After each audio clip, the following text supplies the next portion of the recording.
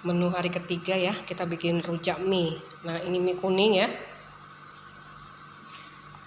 Nih, ada suun, ada tahu, ada cincangan timun.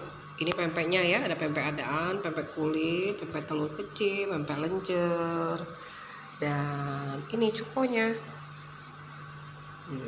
Dan yang seger ya,